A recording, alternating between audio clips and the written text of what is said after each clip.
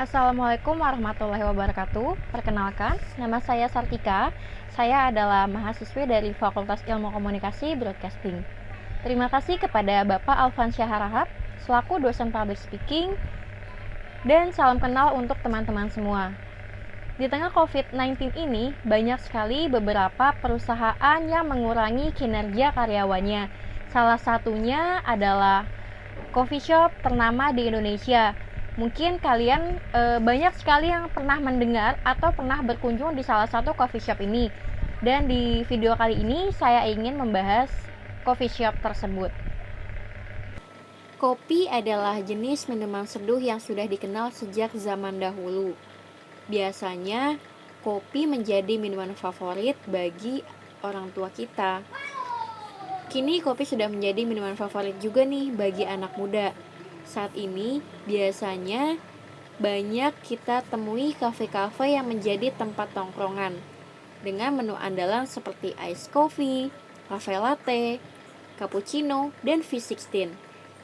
Dari berbagai minuman olahan kopi lainnya, kedai kopi seperti ini biasanya berlomba-lomba untuk menawarkan cita rasa kopi khas Indonesia dari berbagai daerah yang ada di Indonesia.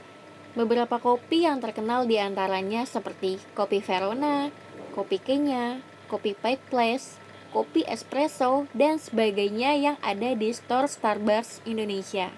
Di tengah COVID-19 ini, kita harus mengetahui bagaimana caranya mempertahankan sebuah bidang usaha yang banyak sekali pesaingnya.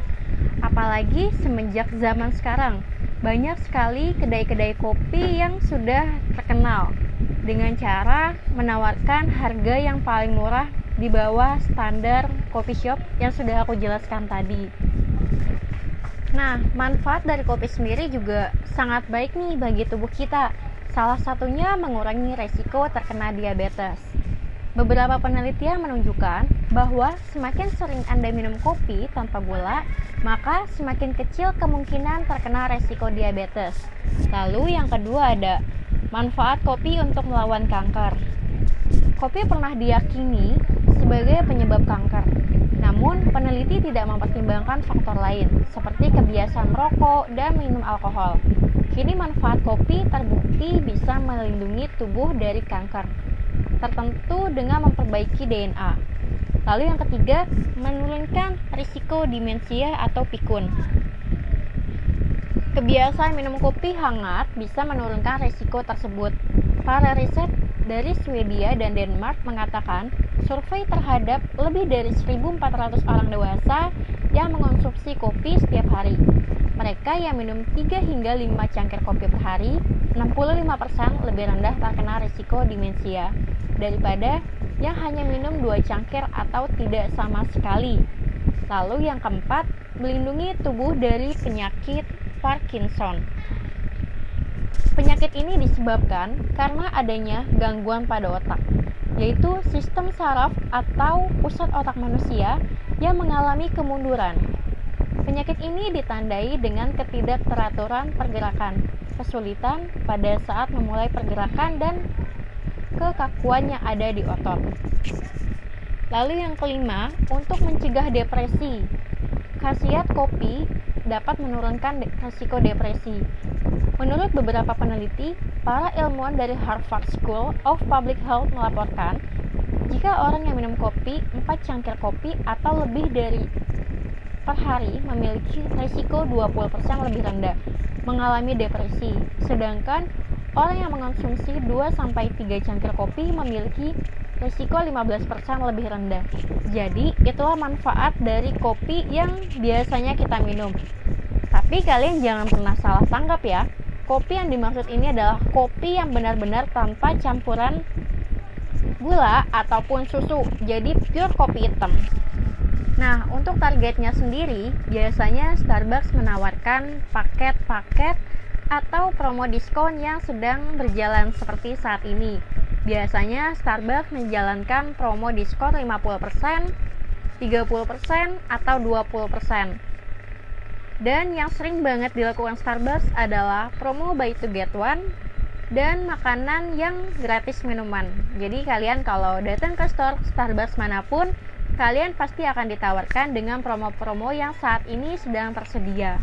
Nah, jadi kita langsung aja main di salah satu game ice breaking, yaitu dimana kalau misalnya saya sebutkan selamat pagi, kalian wajib banget untuk tepuk tangan 1 kali, selamat siang 2 kali, selamat malam 3 kali.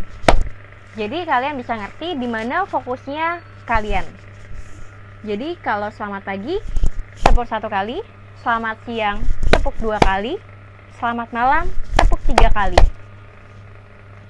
Nah, sebelum kita melakukan itu, lebih baik kita mulai ke pembahasan berikutnya.